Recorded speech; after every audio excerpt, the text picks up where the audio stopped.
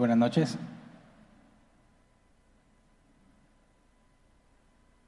Aquí en Árbol Plantado son muy bendecidos, ¿verdad? Porque se van de vacaciones la mayoría. Qué bueno. Sí se ve que hay gente de vacaciones el día de hoy, ¿verdad? Aprovecharon el puente. Bueno, vamos a estudiar el capítulo 21 el día de hoy, es nuestra meta. El capítulo 21 describe las leyes de comportamiento para los sacerdotes, hablando de los sacerdotes comunes, luego el sumo sacerdote, y luego el último del capítulo habla sobre impedimentos para ejercer el sacerdocio. Empezamos entonces con las leyes para los sacerdotes normales, ¿verdad? Levítico 21, versículo 1 al 3. Dice: el Señor le ordenó a Moisés que les dijera a los sacerdotes hijos de Aarón: no se contaminen tocando el cadáver de alguien de su pueblo, excepto en el caso de un pariente cercano, como su madre, su padre, su hijo, su hija, su hermano o una hermana soltera que por no tener marido dependa de él. Cuando dice no se contaminen tocando el cadáver, ya sabíamos, esa era una restricción, ¿verdad? Una regla para todos. Quien tocara el cadáver de persona o animal quedaba ritualmente impuro, ¿verdad? Y tenía que aislarse hasta la noche. Ya en la noche se tenía que bañar y al día siguiente ya podía continuar con sus actividades normales. En este caso, el sumo sacerdote, si se contamina tocando un cadáver, tendría que aislarse y ya no podría prestar servicio, ¿verdad? El sacerdote estaba dedicado a ofrecer los sacrificios a Dios, ¿verdad? El sacerdote servía al pueblo. Si el sacerdote se contaminaba con un cadáver, quedaba impuro y ya no podía servir. De hecho, podemos ver que el enfoque es el servicio. Estas reglas de comportamiento o leyes de comportamiento están enfocadas en que el sacerdote no deje de servir, tiene que estar sirviendo siempre. No debe permitirse cosas que cualquier, quizás otro israelita podía hacer, no todos los casos, pero algunos sí podía hacerlo algún israelita. Ellos no, porque entonces no podrían ofrecer servicio a Dios. Cuando dice, excepto en el caso de un pariente cercano, como su madre, padre, hijo, hija, hermano o hermana, dices, oye, ¿qué tal si es la esposa? O sea, no puedes tocar el cadáver de un pariente cercano, como su madre, su padre, su hijo, su hija, su hermano, su hermana, pero no está mencionada la esposa. ¿Eso significaría que sí puede tocar el cadáver de la esposa? No, porque se quedaría también impuro, ¿verdad? La pregunta es: ¿por qué no está mencionada la esposa? Y de hecho, en nuestro idioma, o sea, en la traducción, parece que no está mencionada. Pero si checas el hebreo, la palabra pariente se traduce como carne. Y cuando la NBI dice un pariente cercano como su madre, la palabra como no está en el original. Si leemos el versículo 2 en la Reina Valera 60, dice: mas por su pariente cercano, por su madre o por su padre o por su hijo o por su hermano, no se traduce como cuando dice el NBI, en el caso de un pariente cercano, como su madre y su padre, como si el pariente cercano estuviera limitado a esos que menciona. En el original tampoco hay comas, ¿verdad? Pero cuando habla de pariente cercano está hablando de carne cercana. Y cuando habla de carne, sabemos que desde Génesis 2 tenemos esto de que dejará el hombre a su padre y a su madre y se unirá a su mujer y serán una sola carne. Entonces, sí está incluida la esposa, ¿verdad? Aunque no aparece la palabra propiamente para esposa. Es su carne cercana. Ahora dice el comentario Hélicos: según los administradores de la ley durante el Segundo Templo, la frase su pariente que está cerca de él, o más bien su carne que está cerca de él, denota a su esposa. Y luego en el versículo 3 dice: o una hermana soltera que por no tener marido depende de él. ¿Por qué no aplica si está casada, verdad? Si es un pariente cercano. Su hermana no deja de ser su hermana porque se casa. Dice el comentario Benson, cuando dice o una hermana soltera que por no tener marido dependa de él, la palabra hebrea dependa en realidad es cerca. Dice porque por no tener marido está cerca de él. El comentario Benson dice cerca de él, es decir, los parientes establecen esa pariente cercano es por la cercanía, no de relación. Dice porque esto se podría entender que se trata de parientes que están cercanos a ti con el sentido de habitación, uno que no está separado de la familia. Porque la mujer, la hermana, si estaba casada era de otra familia y estaba bajo cuidado de su esposo en otro lugar. De manera que la hermana soltera sí entraba en esta categoría porque vive en la misma casa. Pero si la hermana estaba casada, estaba en otra casa y ya no aplicaba. Entonces, los sacerdotes normales no debían tener contacto con cadáveres, excepto estas siete relaciones, ¿verdad? Esposa, madre, padre, hijo, hija, hermano o hermana. 7, siempre y cuando estén en la misma casa, cerca de él. Y luego cuando dice que la NBI aquí sí o le agregó palabras o le quitó palabras, porque en el versículo 3 dice, o una hermana soltera que por no tener marido depende de él, hasta ahí deja la traducción. En el original, de hecho, si te lees la Reina Valera 60, el versículo 3 dice, o por su hermana virgen, a él cercana, la cual no haya tenido marido, dice, por ella se contaminará. Eso sí está en el original y la NBI lo omite. Cuando dice, por ella se contaminará, dice el comentario bélico, según los administradores de la ley del segundo templo, al sacerdote no solo se le permitía contraer la profanación asistiendo a los funerales de estos 7 parientes, sino que estaba obligado a hacerlo. O sea, el sacerdote normal podía entrar al lugar donde había un cadáver, contaminarse con un cadáver, siempre y cuando fueran estos 7 parientes, ¿verdad? Pero no era como una opción, sino que se entendió como un mandato.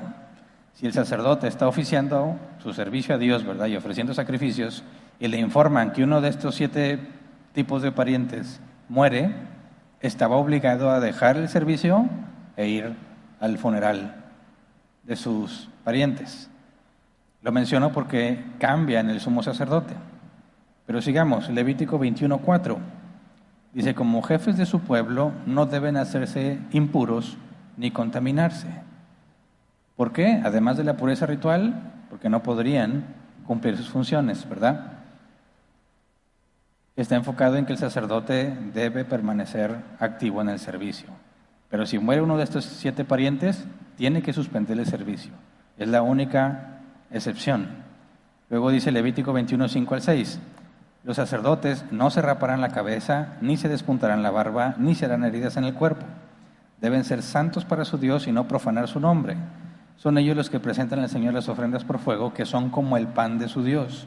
Por eso deben ser santos. ¿Y se acuerdan cuando vimos la muerte de Nadab y Abiú?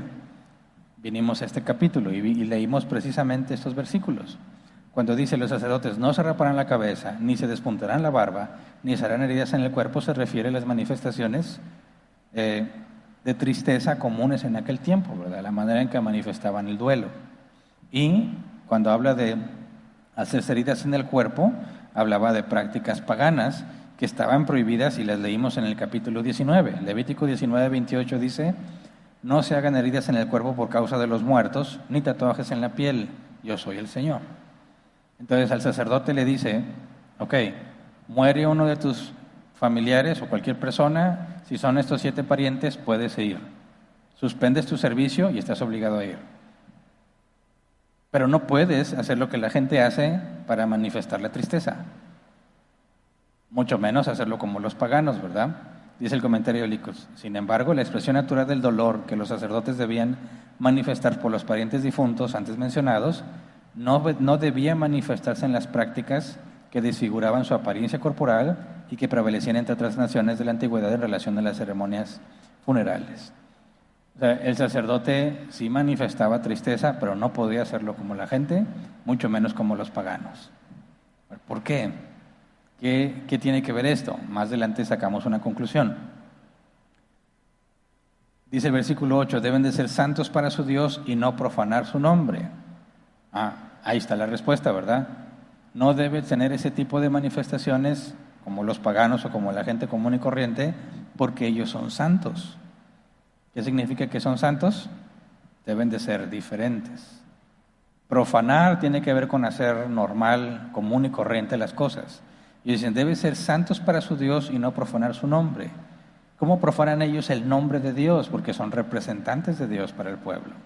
El sumo sacerdote es representante directo, ¿verdad? Pero todos los sacerdotes son esos que ayudan a ofrecer los sacrificios para Dios y son los que instruyen la ley. Entonces, cuando ellos se vuelven comunes, hacen lo mismo que los demás, están haciendo lo opuesto a ser santos. La gente tenía que entender que Dios era santo por medio de sus representantes. Si los representantes son santos, tú entiendes que Dios es santo, porque a Dios no lo puedes ver. Entonces, fíjate el enfoque que le está dando a los sacerdotes. Así te debes de comportar. Tú siempre debes estar sirviendo. No puedes dejar de servir. No te puedes contaminar porque dejas de servir. Hay cláusulas, algunas excepciones en las que sí lo puedes hacer, pero el enfoque es tú debes de ser diferente a cualquier otro hombre porque tú representas a Dios. Cuando dice, son ellos los que presentan al Señor las ofrendas por fuego, que son como el pan de su Dios, por eso deben de ser santos. Cuando dice que son como el pan de su Dios, dice el comentario Benson, es decir, el pan de la proposición, o más bien todas las demás ofrendas, además de los holocaustos que se llamaban pan, porque comúnmente se le llamaba pan a todo tipo de alimento. Tendríamos una referencia cuando Jesús dijo, no solo de pan vivirá el hombre, sino de toda palabra que sale de la boca de Dios. Estás diciendo que nada más comía pan. No, sino que se entendía, hablar del pan era como decir comida. Entonces, dice, son como el pan de su Dios, es como si fuese la comida de Dios, porque se acuerdan que los sacerdotes al comer de los mismos sacrificios estaban entrando en comunión con Dios, ¿verdad? Se servían de la mesa del Señor. No que Dios coma, ¿verdad? O que Dios necesite comida, sino que esa era la comida que le correspondía a Dios, de la cual los sacerdotes tomaban parte.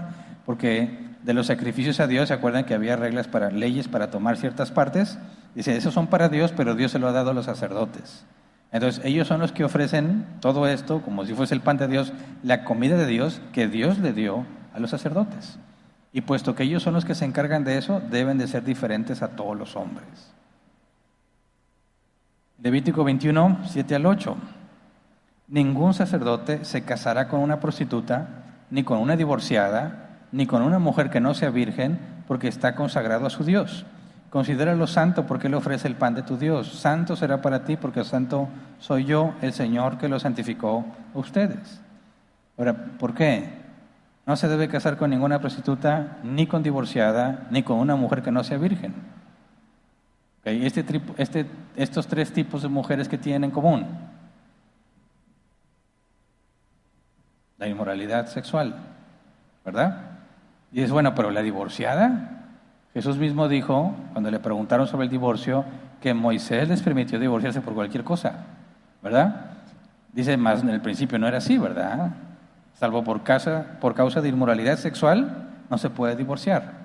Entonces, dentro del divorcio estaba incluido la inmoralidad sexual. Y Jesús dijo, esa es la única causa o razón permitida para el divorcio. Pero Moisés les dio chance de divorciarse por cualquier cosa, por la dureza de su corazón. Entonces, si consideramos en la esencia el verdadero propósito del matrimonio, solo se puede deshacer o solo se puede divorciar si hay inmoralidad sexual. Entonces, sí está incluida la divorciada en la lista de mujeres inmorales, pero como se podían divorciar por cualquier cosa, de hecho, cuando tú lees el original, la palabra es repudiada. El hombre que repudió a una mujer, el sacerdote no podía casarse con ella.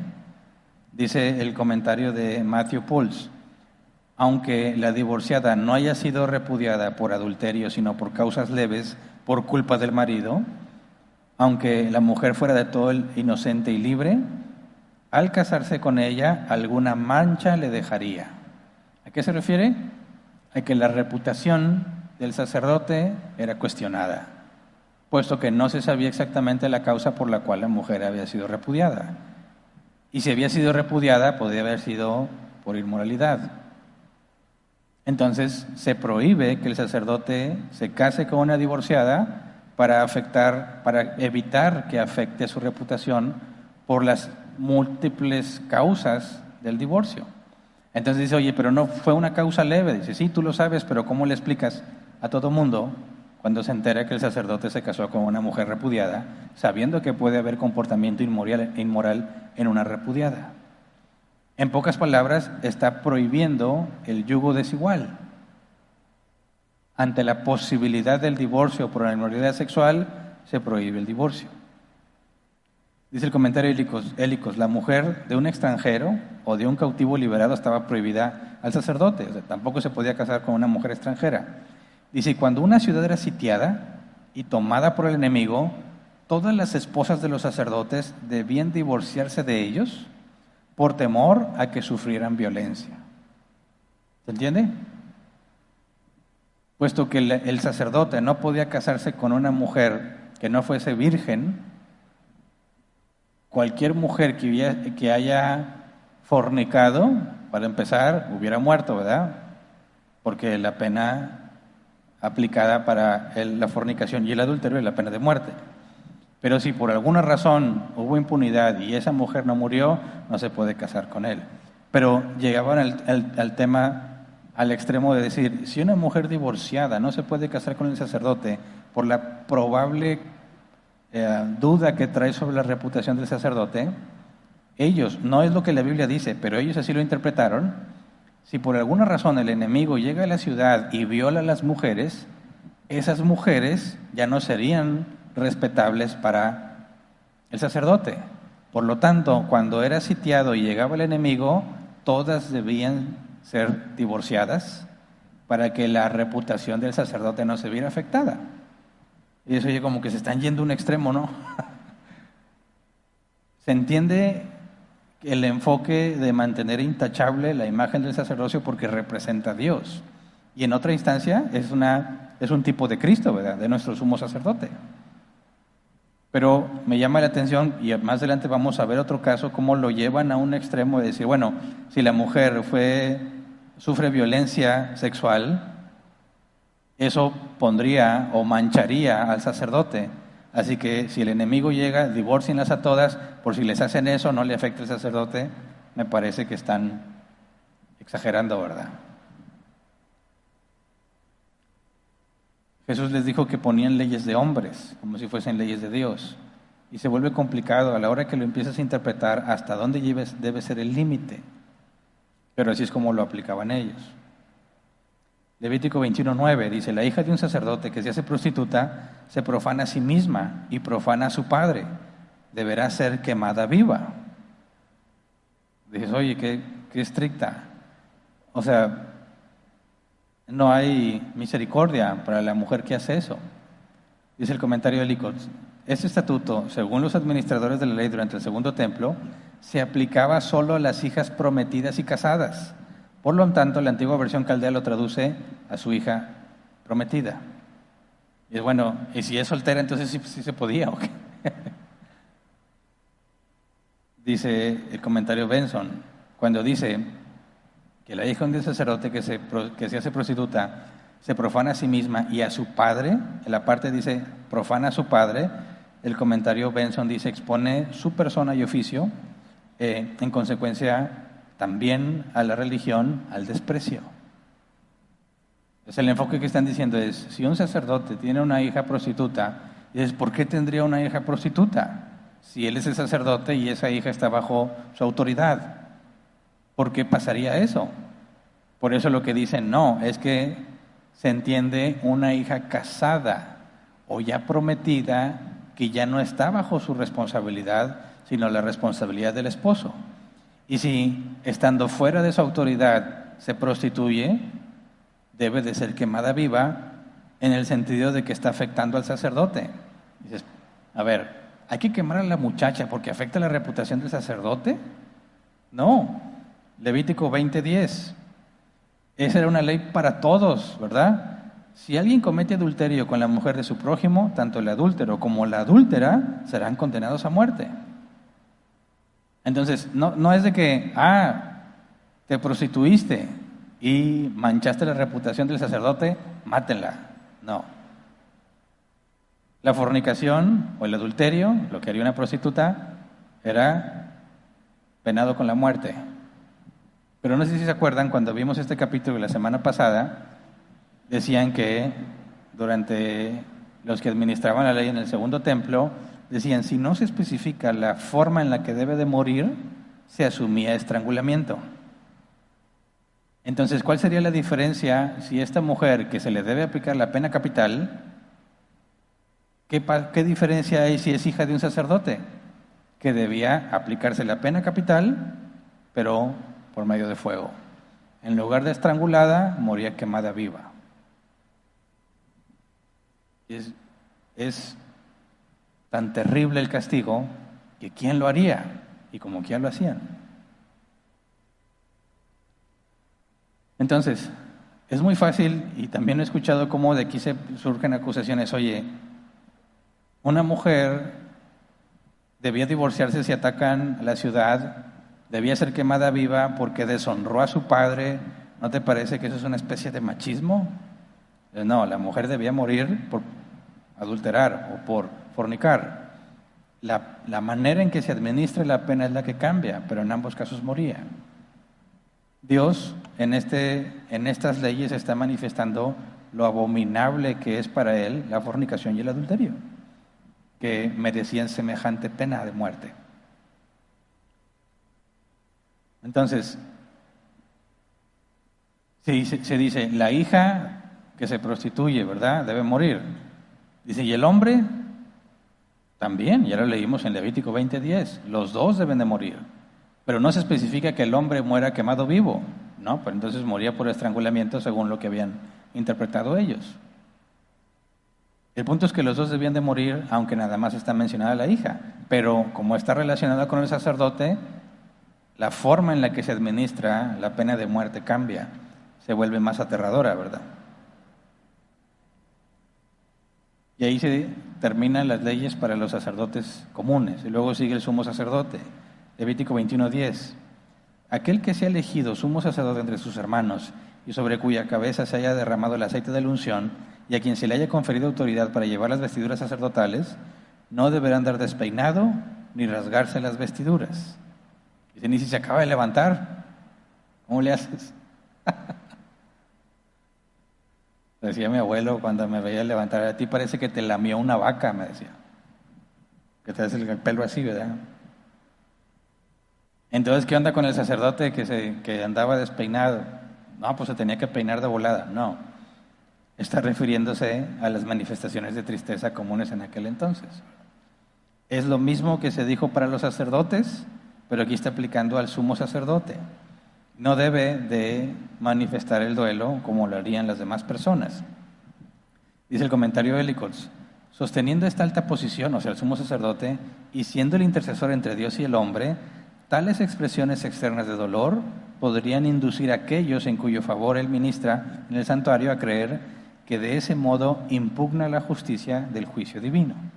Lo vimos cuando murieron Nadab y Abiú, cuando Dios les quitó la vida. Si ellos manifestaban dolor y lloraban y se lamentaban, implicaría que están en desacuerdo con lo que Dios hizo. Porque cuando Dios los mató, era justo que murieran por su atrevimiento, ¿verdad? Por su desobediencia. Entonces, el sacerdote común podía ir al funeral de estos 7 tipos de parientes mencionados, pero el sumo sacerdote no podía hacerlo. Versículo 11. No entrará en ningún lugar donde haya un cadáver, no deberá contaminarse ni siquiera por su padre o por su madre. Entonces la prohibición para el sumo sacerdote era más estricta. No importa quién se muera, no puedes estar en el mismo lugar donde hay un cadáver. ¿Por qué? Dice el versículo 12, no saldrá del santuario para no profanar el santuario de su Dios porque ha sido consagrado mediante el aceite de la unción divina. Yo soy el Señor. ¿Qué significa eso? No hay ninguna excepción para que el sumo sacerdote deje de servir. No es que está prohibido que experimente dolor, es que bajo ninguna circunstancia debe suspender su servicio a Dios. Y ahí está poniendo Dios el énfasis en la importancia del sumo sacerdote para los hombres, que no importa cuán profundo sea el dolor, no debe dejar de servir y de interceder por los hombres. Dice el comentario de Licos, la diferencia entre el sacerdote ordinario y el sumo sacerdote en este aspecto era que cuando el primero se enteraba, durante el servicio de la muerte de cualquiera de los 7 parientes por los que tenía que llorar, estaba obligado a interrumpir el servicio, aunque él tampoco podía salir del recinto del santuario, mientras que el primero, en esas circunstancias, estaba obligado a continuar el servicio. Es decir, el sacerdote normal, al manifestar su dolor por estos 7 tipos de parientes, si no dejaba de servir, pecaba. Dios lo consideraba incorrecto. Pero el sumo sacerdote, si alguien moría y él dejaba de servir, a él era pecado eso. O sea, el sacerdote normal era obligado a interrumpir el servicio. El sumo sacerdote, bajo ninguna circunstancia. El sacerdote normal solo en los 7 tipos de parientes, en ningún otro caso. El sumo sacerdote en ninguna circunstancia. ¿A qué se refiere eso? ¿A qué apunta?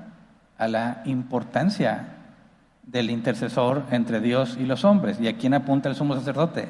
A Cristo. Es tal la situación del hombre que no hay ninguna razón para que el sumo sacerdote deje de interceder por ellos. Y es lo que la carta a los Hebreos nos dice, que Jesús intercede día y noche por nosotros, ¿verdad? Por nuestra condición. Eso es a lo que está apuntando, a que sin ese mediador no tenemos esperanza. Si ese mediador deja de servir, no tenemos esperanza. Luego dice Levítico 21, 13 al 15, la mujer que tome por esposa debe ser virgen, no debe casarse con una viuda, ni con una divorciada, ni con una prostituta. Debe casarse con una virgen de su mismo pueblo, para que no profane su descendencia entre su pueblo. Yo soy el Señor que lo santifica. Ahora, aquí es donde se quejan mucho las feministas. Dicen, o sea, ya no es virgen y ahora es de calidad inferior, ¿o qué? ¿Ya no es digna del sumo sacerdote porque no es virgen? O sea, ¿le ponen un valor a la mujer? No, estás descontextualizándolo. Una mujer que no es virgen es inmoral, debería morir. Y si no murió por alguna razón, no te puedes casar con ella. ¿Por qué? Porque la misma restricción que se tiene a los cristianos, el yugo desigual. No te puedes casar en yugo desigual. ¿Se entiende? No es que la mujer baje de categoría. No es permitido al sumo sacerdote relacionarse con una mujer inmoral. Por eso, cuando hablamos del yugo desigual en los cristianos, no nada más dicen, pero es cristiano. Sí, pero mira lo que hace, ¿verdad? Cómo se comporta a pesar de decir que es cristiano. Es yugo desigual aunque traiga la etiqueta de cristiano, como en este caso está prohibida la mujer inmoral aunque sea del mismo pueblo. Y luego cuando dice, para que no profane su descendencia entre su pueblo. O sea, versículo 14, no debe casarse con una viuda, ni con una divorciada, ni con una prostituta. La esposa debe de ser virgen, ¿verdad? Debe casarse con una virgen de su mismo pueblo. Bueno, también estaba la prohibición para los sacerdotes ordinarios, pero aquí se le agrega, al sacerdote ordinario no se podía casar con una mujer que no fuera virgen, ni con divorciada, ¿verdad? Ni prostituta. Al sumo sacerdote se le agrega ni viuda ni extranjera. Mucho más estricto. ¿Con quién podía él casarse? Y cuando dice, para que no profane su descendencia entre su pueblo, ¿a qué se refiere? Pues que la línea sacerdotal era por herencia, ¿verdad? Por descendencia. Si un sacerdote se involucraba con una mujer de ese tipo, sus hijos tampoco deberían servir en el santuario porque su padre está en rebeldía, ¿verdad? Quedan descalificados para el servicio. Entonces, si el sacerdocio es de padres a hijos y ese sacerdote hace eso, descalifica su descendencia. Ya no podrían servir sus hijos por lo que hace el papá al profanarse a sí mismo y profanar a Dios, al hacer común el servicio que le fue conferido. Y ahí acaba con las leyes de comportamiento para el sumo sacerdote. Y luego, Del versículo 16 al 24 se mencionan impedimentos para ejercer el sacerdocio. Vamos a leerlo desde el 16 al 24. Dice: el Señor le ordenó a Moisés que le dijera a Aarón: ninguno de tus descendientes que tenga defecto físico deberá acercarse jamás a su Dios para presentarle la ofrenda de pan. En efecto, no deberá acercarse nadie que tenga algún defecto físico, ninguno que sea ciego, cojo, mutilado, deforme, lisiado de pies o manos, jorobado o enano, o que tenga sarna o tiña, o cataratas en los ojos, o que haya sido castrado. Ningún descendiente del sacerdote Aarón que tenga algún defecto podrá acercarse a presentar al Señor las ofrendas por fuego. No podrá acercarse para presentarse a su Dios la ofrenda de pan por tener un defecto. Podrá comer de la ofrenda de pan, tanto del alimento santo como del santísimo, pero por causa de su defecto no pasará más allá de la cortina, ni se acercará al altar para no profanar mi santuario. Yo soy el Señor que santifico a los sacerdotes. Y Moisés les comunicó todo esto a Aarón y a sus hijos y a todos los israelitas. Y estos versículos me generaron mucho conflicto durante mucho tiempo. Porque decía, imagínate, si yo fuese hijo de Aarón y nací con un defecto, nací ciego, Dios dice, no te puedes acercar a él. Es como, si yo nací ciego fue porque él quiso, ¿verdad? ¿Cómo es que dice, y no te me acerques? ¡Qué injusto! Si no he hecho nada malo. Yo no tengo la culpa de haber quedado tuerto, suponiendo que no tuve la culpa, ¿verdad? Porque sí puede ser mi culpa. ¿Qué tal si nací con enanismo? ¿Por qué no me puedo acercar? ¿Y por qué Dios hace acepción de personas? Y para mí fue conflicto durante mucho tiempo. No podía entender por qué. ¿Cómo lo interpretas tú? ¿Cómo le explicas a un no cristiano esto? Porque Dios no quiere que se le acerquen a estas personas. Dice el comentario Jamison Fawcett Brown. Dice, como las cosas visibles ejercen una fuerte influencia en la mente de los hombres, cualquier enfermedad física o malformación del cuerpo en los ministros de religión, dice, que perturbe las asociaciones o suscite el ridículo, tiende a restar valor y autoridad al sagrado oficio. A los sacerdotes que trabajan con cualquier defecto personal no se les permitía oficiar en el servicio público. Podían estar empleados en algunos deberes inferiores sobre el santuario, pero no podían desempeñar ningún oficio sagrado. En todas estas normas para presentar la pureza inmaculada del carácter y oficios sagrados había una referencia al sacerdocio de Cristo. Entonces, ¿qué es lo que dice este comentario? Pueden servir haciendo cualquier otra cosa, pero no públicamente. ¿Por qué no públicamente? Porque los hombres se desvían del verdadero sentido y se enfocan en los defectos o en las deformaciones de este hombre. Por lo tanto, se desconecta el propósito que tenían de representar a Dios. ¿Se entiende? Dice, sí pueden participar de las comidas y todo eso, podían hacer cualquier otra cosa, pero no podían estar al público porque distrae, desenfoca, desvía la atención que debe estar puesta en Dios en ver a la persona. O sea, el problema no es el que tiene esta deformación, el problema es el morbo de la gente. ¿Se entiende?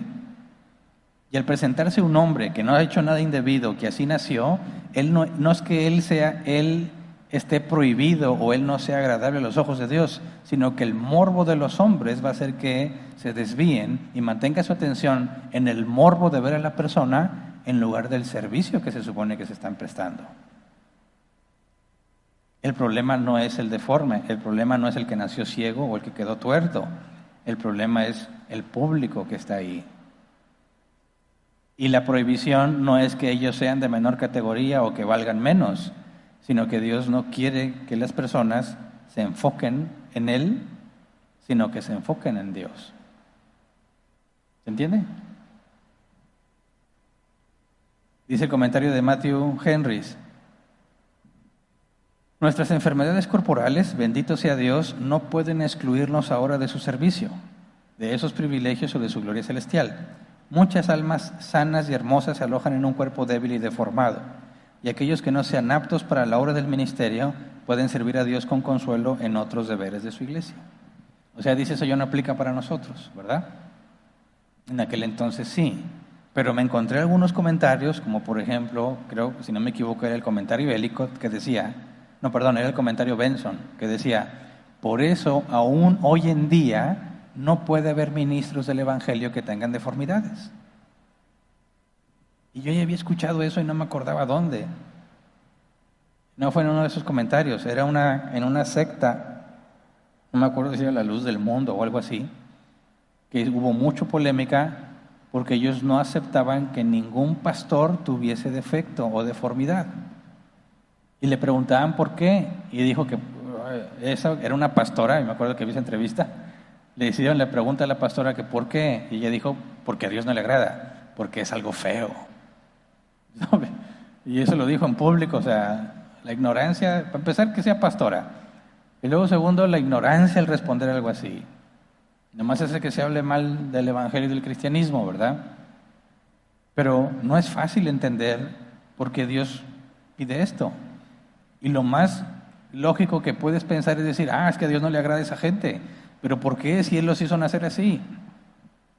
El problema no son ellos, el problema son todos los que se presentan ahí. Dices, bueno, ¿por qué ahora en la iglesia no? ¿Cuál es la diferencia?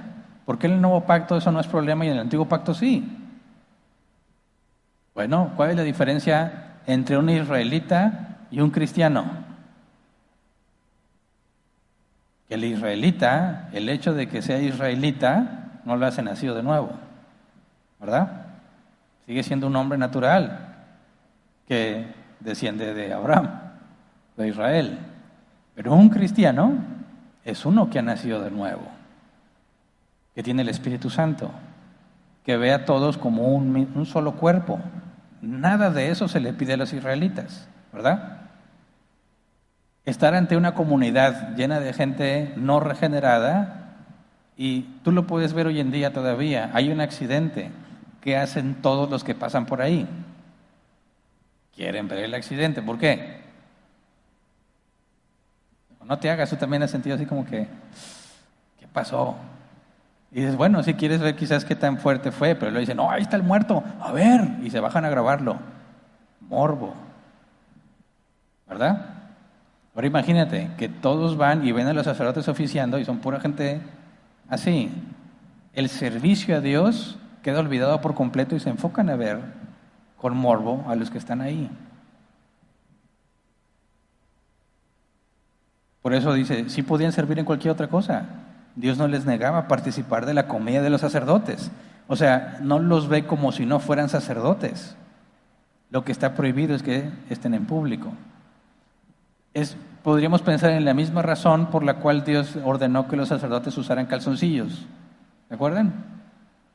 ¿Por qué calzoncillos? Porque como subían en alto y el aire soplaba, se iban a ver cosas que no debieran haber visto. Y desvía la atención de lo que realmente está sucediendo, de cómo ellos están llevando a un sustituto que muere por ellos para poder tener paz con Dios. Y si el sacerdote no lleva calzoncillos, desvía la atención por completo y Dios prohíbe que el sacerdote suba sin calzoncillos. Es el mismo sentido al prohibir que personas que pueden ser objeto del morbo de los demás salgan a oficiar en público. Ahora, Pedro dice que nosotros somos real sacerdocio, nación santa. ¿Qué es lo que Dios demanda de los sacerdotes? Que sean santos, que no dejen de servir. Y luego en última instancia, aunque ya no aplica lo de la deformidad, ¿cuál era el objetivo? Que ningún hombre que ministra traiga desprecio o duda o reproche al Evangelio. ¿Dónde encontramos algo muy parecido a la santidad de los sacerdotes, pero en los cristianos? Tito 1 y 1 de Timoteo 2. Requisitos para ser anciano y para ser diácono. Debe ser irreprochable, marido de una sola mujer, no dado el vino, no pendenciero, con sus hijos sujetos, etcétera, etcétera. ¿Por qué? Por la misma razón que se le demanda santidad a los sacerdotes. Representas a Dios. Por eso cuando dicen, oye, ¿qué pasa si un hombre de Dios, un pastor, adulteró? Es una pregunta muy común. ¿Puede volver a ser pastor? Y los cristianos se dividen en esos temas. Ellos dicen, no pasa nada porque Dios perdona. Sí, no estamos diciendo que Dios no lo va a perdonar. La pregunta es si puede seguir desempeñando el oficio de anciano, pastor o obispo, que es equivalente. ¿Debería o no debería? ¿Qué opinas tú? Y a ver, sí, Dios lo perdona, nadie niega eso. Pero, ¿por qué ya no califica como anciano si fue adúltero? ¿Por qué? Si Dios ya lo perdonó. Porque la gente se entera y cuando este hombre sube a servir, ¿en qué van a estar pensando? ¿En qué se enfocan? En lo que este hombre hizo y daña seriamente tu testimonio. Y cuando alguien hace algo de ese tipo, que incluso no es tolerable entre los gentiles, y luego lo pones a dirigir el pueblo de Dios, tú mismo estás haciendo que el enfoque esté en la reputación de ese hombre, que mancha su servicio a Dios porque la gente lo puede acusar y él no lo puede negar. ¿Verdad? Por eso la conclusión, creo yo, y la de muchos otros pastores, es que no puede volver a ser pastor. Porque eso no se le va a quitar nunca, aunque haya sido perdonado. Sigue siendo miembro de la iglesia. Puede servir en cualquier otra cosa, pero no de forma visible. Porque afecta su servicio. Lo mismo aplica cuando me dicen, ¿me puedo poner un tatuaje? Ya dijiste que no es pecado, ¿verdad? Que el Levítico 18 no está prohibiendo los tatuajes. 19, perdón. Así, no están prohibidos, pero afecta a tu ministerio. ¿Por qué? Porque siguen viéndose como cosa de delincuentes, ¿verdad? Y si dice Juan 3:16, es lo mismo, en nuestra cultura sigue asociándose a la delincuencia. Cuando tú te subas a ministrar y quieres enseñar la palabra de Dios y enseñas el tatuaje, ya no te van a poner la misma atención, ¿verdad? Su mente se va a desviar. Trae un tatuaje. Eso está mal, no, eso está mal. ¿Verdad? Ahora, dices, bueno, yo no tengo tatuajes. Bueno, pero hay otras cosas que te pueden descalificar y que van a traer tropiezo. No te descalifican bíblicamente como anciano o como diácono, pero manchan tu ministerio. Hacer cosas que resultan incluso para los débiles en la fe, cosas que se supone que los cristianos no hacen. Yo le he dicho, si me pongo yo como ejemplo, ¿qué pasa si yo pongo un depósito en mi casa? Y tengo promoción de Six, paga 1, lleva 2. ¿Estoy pecando? ¿Está prohibido vender cerveza? Es que la gente se va a embriagar. Pero yo no se la puse así en la boca para que se embriague, ¿verdad? Yo vendo cerveza. Oye, pero es que se está llevando mucha. Tendrá muchos amigos. Él se la va a tomar toda, no me consta, y yo no estoy haciendo que se la tome toda. ¿Yo estoy siendo responsable de que él se embriague? No. ¿Pero qué va a pasar con mi ministerio cuando se entere que tengo un depósito en la casa? Va a ser afectado. ¿Cómo? ¿Es pastor y vende cerveza? ¿Verdad? ¿Es pastor y baila cumbias? ¿Dónde la Biblia donde dice, y no bailarás las cumbias? Yo no las bailo, ¿verdad? Ni vendo cerveza. Es un ejemplo de cómo tu ministerio y el evangelio puede ser manchado con tus actitudes, con tus decisiones. Todo me es lícito, mas no todo conviene, ¿verdad? Así que es muy riesgoso si tú quieres ser efectivo en el ministerio y no quieres que la atención se desvíe de Cristo. Tienes que tener mucho cuidado en qué cosas haces. Muchísimo cuidado qué cosas te permites. Y si vas a hacer algo que sabes que es mal visto, tienes que asegurarte que no hay nadie ahí que se vaya a ofender. Porque si no, tu ministerio no va a ser tan efectivo, porque esas cosas corren más que las buenas noticias, ¿verdad? Las malas noticias tienen alas. Imagínate que lo subes a Facebook o algo así. Cuando vemos las leyes de santidad de los sacerdotes y vemos el énfasis que Dios pone en que tienen que representar a Dios, por eso no pueden ser como cualquier otra persona. Y no nada más los ancianos y diáconos son sacerdotes, todos somos sacerdotes, hablando de los nacidos de nuevo. No nada más el anciano o el diácono tiene que poner mucha atención en eso. Todos los cristianos son sacerdocio. Todos deberían poner todo su empeño en glorificar a Dios y que sus acciones no manchen el Evangelio, ni su servicio, ni su testimonio. Es un asunto muy serio y podemos ver la seriedad que Dios le da al poner todas estas leyes. Y si tú vas a hacer algo que puede distraer a las personas en el momento en que sirvas, llámese tatuajes, llámese videos, llámese cosas que pongan en duda tu cristianismo, tú solo te estás metiendo en problemas.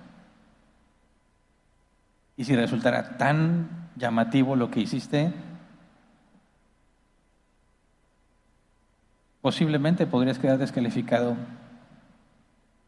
del obispado y del diaconado, porque el hombre de Dios debe ser irreprensible. Entonces, eso es legalismo. No, estás hablando de los representantes de Dios. Lo que el mundo ve de ti, lo deduce como de todos los cristianos. Por eso, cuando alguien comete una falta grave, dice, uy, ¿eso qué es cristiano? ¿Verdad? No dicen, él se equivocó, dicen, es cristiano. Se supone que es cristiano y hizo eso, puras mentiras. La religión está hecha para manipular a la gente. No, ni siquiera es un razonamiento válido, pero así piensa la gente. Y si tú lo haces consciente de que eso puede pasar, pues es un serio pecado, ¿no crees?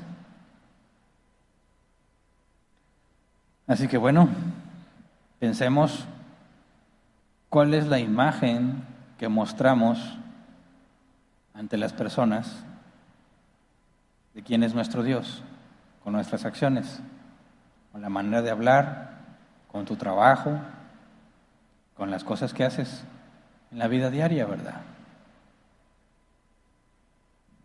¿Tu forma de vivir refleja que eres santo y que tu Dios es santo? ¿O nadie se ha dado cuenta que eres cristiano? Es un asunto serio. Y muchas veces lo pasamos por alto y se lo atribuyen a los pastores, que ellos sí le echan ganas. Mucha responsabilidad. La responsabilidad es de todo el que sea sacerdote y todos los cristianos están incluidos. Por eso, cuando habla de los requisitos para ser anciano o diácono, no estás buscándolos en los que los tienen. Todos los deben de tener. Estás simplemente asegurándote que los que van a ser ancianos o diáconos son de entre los maduros. No que son los únicos que tienen los requisitos, sino que de entre todos los que tienen, de ahí tienes que elegir. No es un requisito para el que es anciano, es algo que todo cristiano debe de hacer.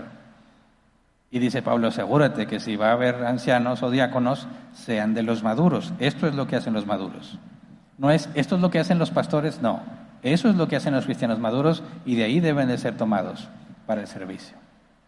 Así que todos debemos de tenerlos, ¿verdad? No digan, no, hombre, tienes mucha responsabilidad. Tú también, igual que yo, ¿verdad? Que hasta aquí se acaba el capítulo. Vamos a ponernos de pie y vamos a orar.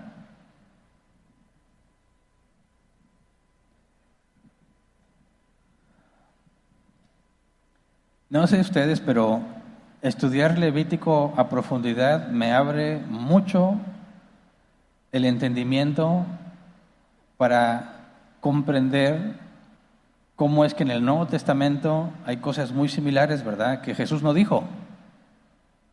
No está registrado que Jesús les dijera, estos son los requisitos para ancianos y para diáconos, ¿verdad? Pero Pablo y los apóstoles sabían que había ancianos, debía haber ancianos, y que debían tener requisitos. ¿Y cómo lo sabían o cómo lo dedujeron? Porque Dios ya lo había especificado para los sacerdotes. ¿Me explico? No es que los apóstoles estuvieran así un día y Dios les dijera, tengo una nueva revelación, tienes que ponerle requisitos a los que sirven, a los que lideran a los cristianos, al pueblo. No, eso es algo que Dios ya había revelado desde la ley de Moisés. Y lo mismo que cuando dijeron, vamos a instituir diáconos. ¿De dónde salió eso? Jesús no dijo, van a poner diáconos en estas circunstancias. ¿No se lo tienes desde Moisés? Jetro le recomendó a Moisés que se organizara de esa manera. Entonces, cuando la iglesia empieza a funcionar, no hay una desconexión así completa, ¿verdad? Sigue siendo el pueblo de Dios. Y estas cosas Dios había pedido, así que las adaptan al nuevo pacto. Pero sigue siendo el mismo propósito, el mismo sentido. Cuando hablemos de los requisitos para ser anciano y diácono, ¿de qué se trata eso?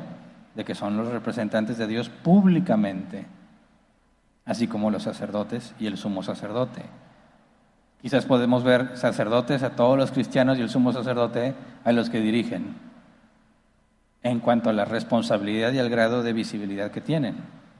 Pero todos deben de manifestar ser santos. Incluso viene a los hijos de los sacerdotes y vienen los requisitos y sus hijos deben de ser sujetos. No es legalismo, es comprender cómo representamos a Dios y cómo debemos representar a Dios. Y si nuestra conciencia nos acusa, hay que arrepentirnos y cambiarlo. Que la gente diga, se me hace que tú eres cristiano. ¿Por qué? Que mira cómo te portas, no dices maldiciones, no echas mentiras, todo lo quieres hacer bien, de seguro tú eres cristiano. Ese debería ser el deber ser, ¿verdad? No que diga, eres cristiano, nunca me hubiera imaginado. Qué tristeza, ¿no? Si somos sacerdotes, debe de ser claro que somos santos, diferentes del mundo. Y eso glorifica a Dios, porque nosotros somos santos porque Él es santo. Y cuando la santidad que manifiestas les es perceptible a ellos, dicen, tú tienes algo que ver con Dios. Y Dios es glorificado. Así que pidámosle eso al Señor. Vamos a orar, Señor. Queremos ser fieles representantes de tu reino, Señor. Sabemos que es muy difícil. Pasar el escrutinio del público, de la gente, es muy complicado porque estamos llenos de defectos. Pero, Señor, danos la capacidad de, aunque no somos perfectos y tenemos errores, que quede claro que aunque estamos en el mundo, no somos del mundo, como tú lo dijiste. Y así como a Pedro le dijeron, tú eres de los seguidores del Nazareno, tú eres de los de ellos, lo supieron detectar aunque Pedro lo quiso ocultar. Señor, que así de evidente sea para todo el que nos conozca que somos tuyos. Que nuestra vida, nuestras acciones, nuestra forma de hablar, la forma en que tratamos a otros, dejen claro que somos diferentes, que somos tuyos, Señor. Que podamos ser luz en las tinieblas, como tú lo dijiste. Enséñanos, Señor, a vivir de tal manera que estemos pensando siempre en la forma de glorificarte, no en lo que nos parece mejor, no en lo que nos conviene más, sino la forma en la que podemos glorificarte más. Cambia nuestra manera de pensar, el enfoque en todo lo que hacemos para que nuestra prioridad sea glorificarte, independientemente de nosotros, Señor, que si nos esforzamos sea para que tú seas glorificado. Si hacemos las cosas bien, no es para ser visto por los hombres, sino para que tu nombre sea glorificado. Que las personas cuando nos conozcan, Señor, puedan percibir que somos diferentes, porque buscamos el bien, porque buscamos la paz, porque buscamos la excelencia. Porque si nos dice tu palabra, hagámoslo todo como para el Señor, y tú te mereces lo mejor. Que nuestros jefes en nuestro trabajo, nuestros compañeros de trabajo, puedan ver una clara diferencia, y que hacemos las cosas bien, con excelencia.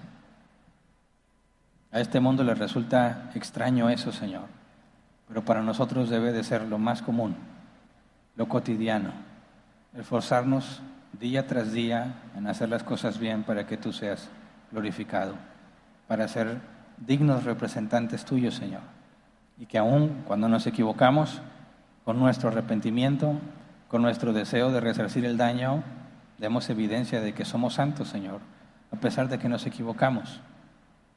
porque no ocultamos nuestros errores, no nos vemos como víctimas, sino que los confesamos y nos esforzamos por reparar el daño cuando es posible. Que aún en eso, Señor, glorifiquemos tu nombre. Rogamos que nos ayudes a pensar más en ti y menos en nosotros, más en nuestro prójimo y menos en nosotros, para que lo que hagamos tenga el firme propósito de bendecir, de servirte a ti, Señor, y servir a mi prójimo.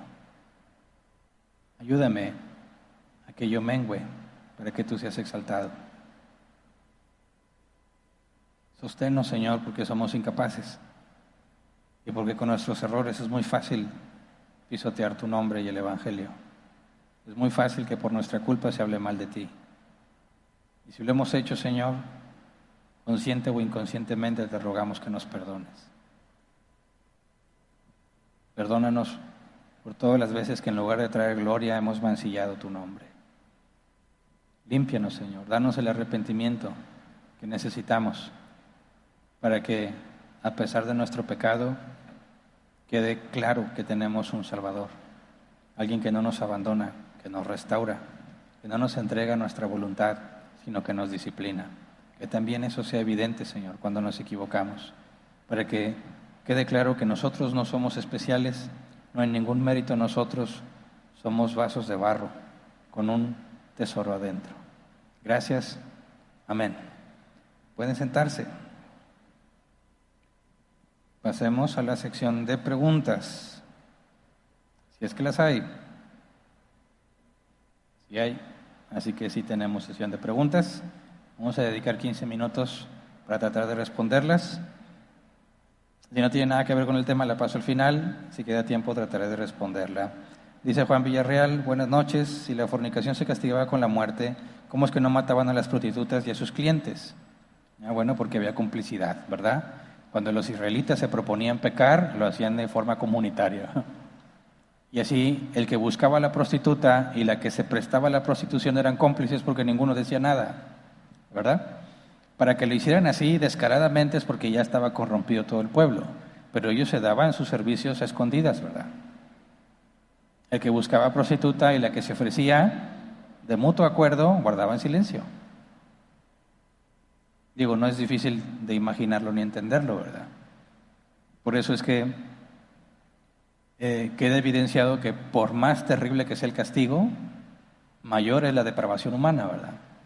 Que se convence a sí mismo que puede hacer lo malo sin recibir consecuencia, a pesar de lo gráfico y terrible que era la descripción de la pena de muerte, como ser quemado vivo, y aún así lo hacían. Eso es prueba de que nuestra corrupción no se detiene ante la advertencia o ante la amenaza, ¿verdad? No somos, como dicen, no somos pecadores porque pecamos, pecamos porque somos pecadores. Jesús Esquivel dice, buenas noches, todas estas restricciones personales en torno al imperfecto sacerdocio del Antiguo Testamento eran medios para mostrar la absoluta necesidad del sacerdote que había de venir, ¿sí? Precisamente es un tipo de Cristo, ¿verdad? Apunta a Cristo. Cristo era perfecto, el sumo sacerdote tenía que ser perfecto, no se podía, pero las reglas eran muy estrictas porque está representando a Jesús y nos revela la necesidad de un sacerdote, como dice la carta a los Hebreos, fiel, justo, irreprochable, sin defecto, que nos represente. Cuando el sumo sacerdote tiene todas estas restricciones, sabemos que no tiene la capacidad de ser el representante que necesitaban. Bueno, iba a decir necesitamos, pero yo no. Los israelitas lo necesitaban. Y todas estas restricciones muestran que el sumo sacerdote sigue siendo un humano como todos los demás, que no hay nada especial en él, pero la figura que representa tiene que ser sin mancha porque eso representaba a Cristo. Necesitábamos un sumo sacerdote así, dice la carta a los Hebreos. Ningún otro nos pudiera servir. Siguiente. Blanca Solórzano, buenas tardes, pastor. Los católicos, según, imitan a los sacerdotes del Antiguo Testamento, por eso le llaman sacerdotes. ¿Pero dónde sacaron que ellos no pueden casarse si en el Antiguo Testamento sí lo hacían? Pues acuérdate que los católicos romanos tienen como autoridad lo que dice la Biblia, lo que dice la tradición y lo que dice el magisterio, incluyendo al Papa. Y no les importa que entre ellos se contradigan. Si la Biblia dice hay un solo mediador entre Dios y los hombres, Jesucristo hombre, y luego un papa dice María también es mediadora, los católicos romanos dicen las dos cosas, aunque son mutuamente excluyentes, ¿verdad? Tienen que dejar de ser racionales, hacer a un lado la lógica para mantener lo que dice el magisterio, lo que dice la tradición y lo que dice la Biblia como si fuese todo verdad, porque se contradicen entre sí.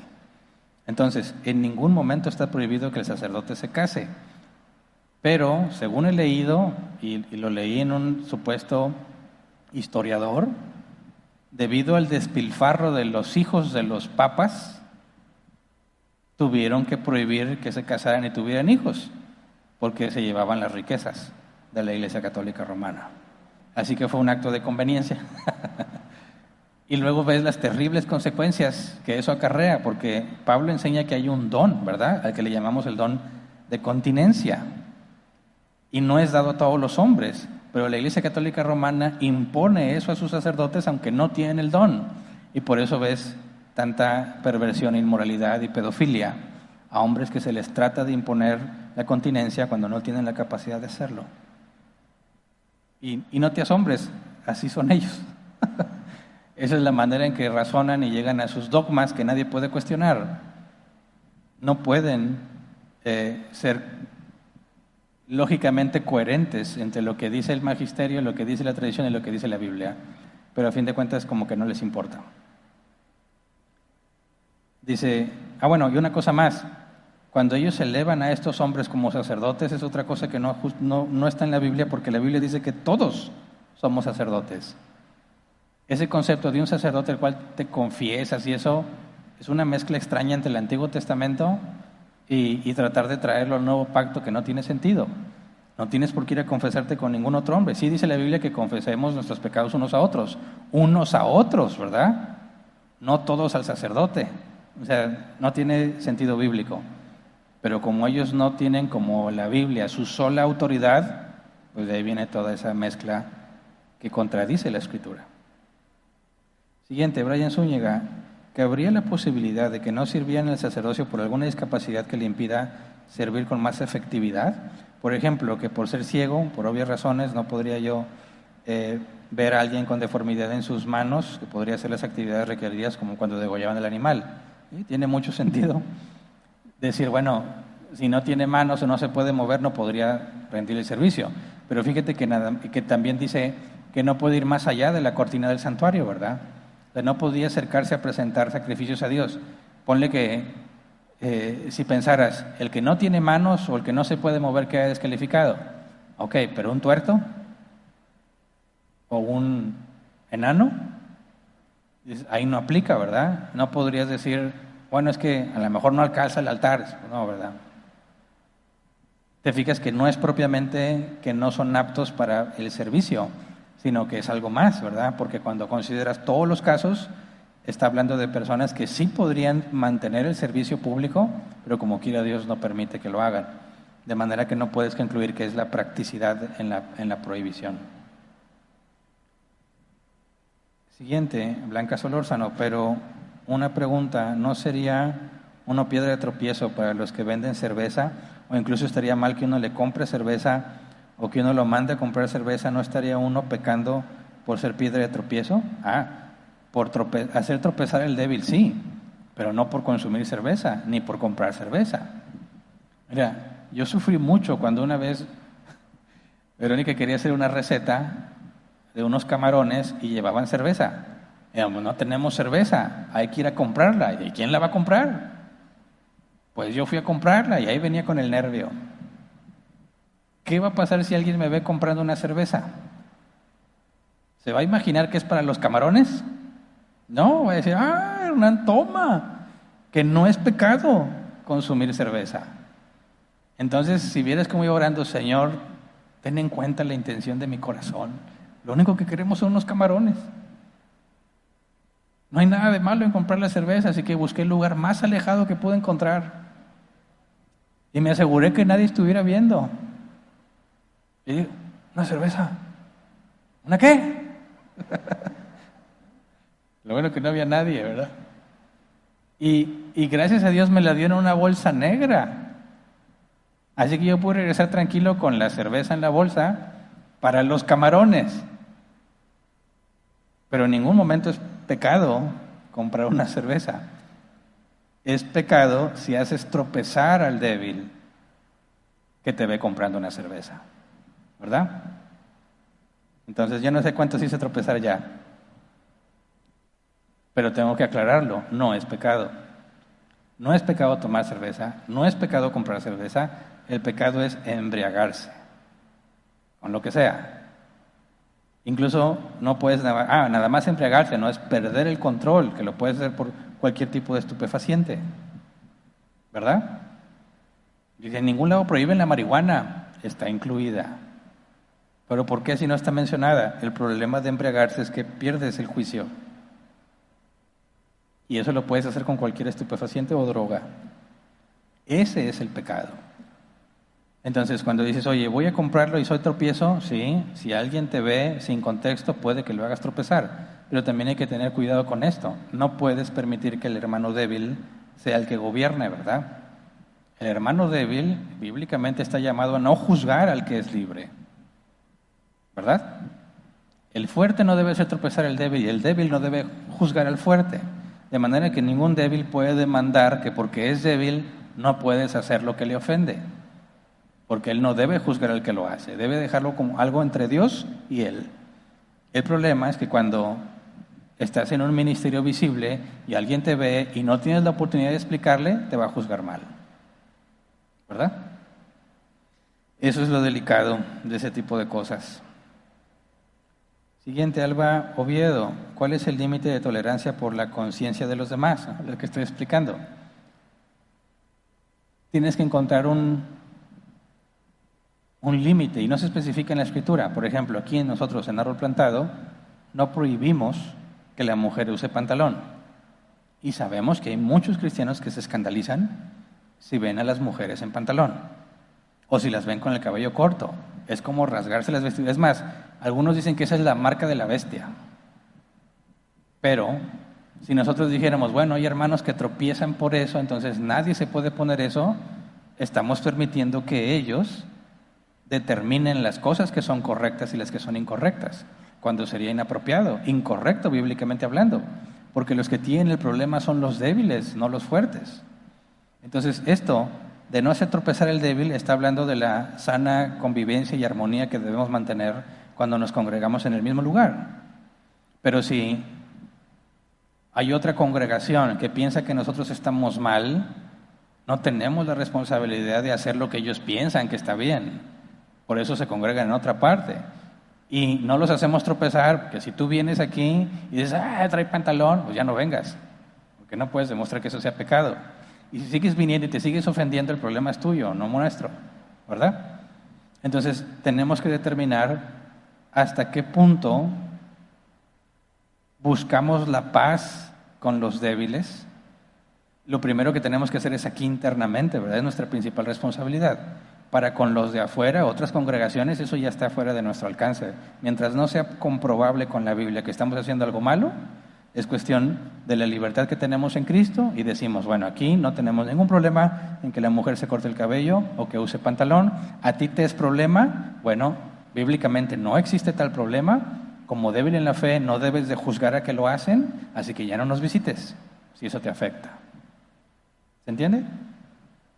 No debes permitir bajo ninguna circunstancia que el débil gobierne y que el débil se vuelva legalista imponiendo todas las cosas que a él le afectan, como obligando a los demás a no hacerlo tropezar porque ya está pecando.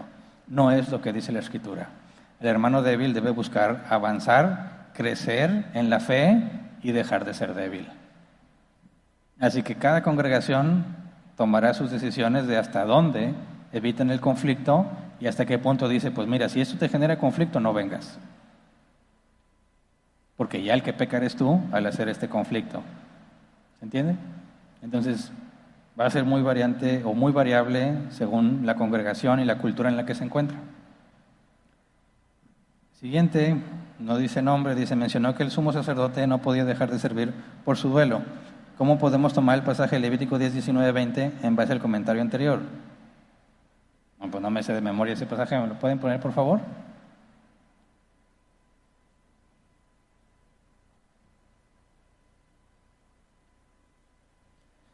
Levítico 10, 19 y 20.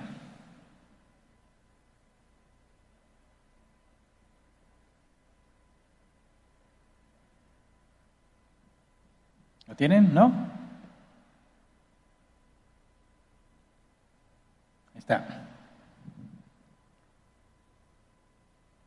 Entonces Aarón le respondió a Moisés: hoy mis hijos ofrecieron ante el Señor su sacrificio expiatorio y su holocausto, y es cuando tenía que sucederme semejante desgracia.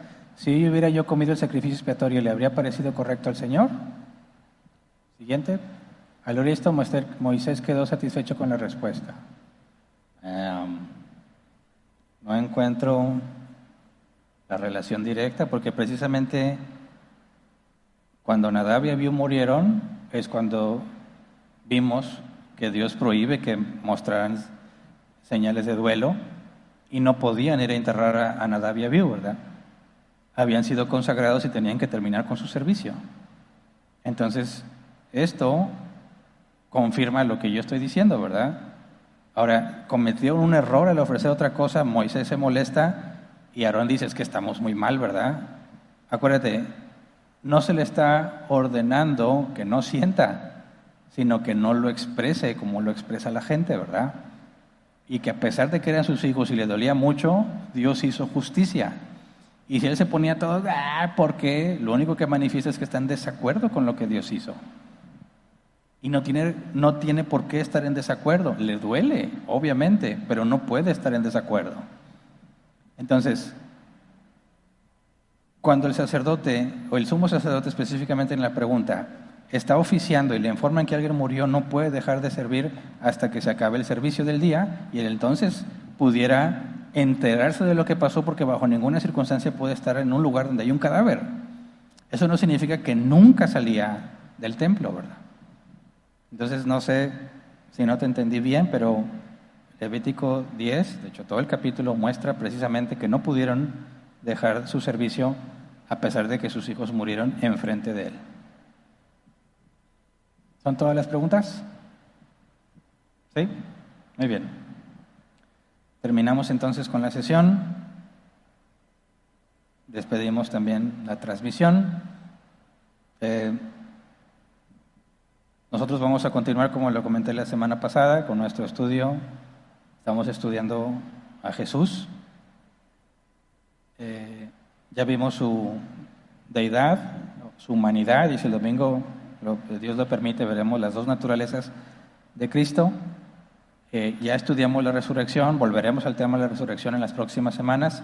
Sé que el domingo es domingo de resurrección, pero ya lo estudiamos, ¿verdad? Entonces, no voy a enfocarme en eso, voy a avanzar con el tema que tenemos. Sigue siendo el estudio sobre Cristo a un nivel con más profundidad, así que tampoco significa que no nos importa, ¿verdad? Nada más para aclararlo.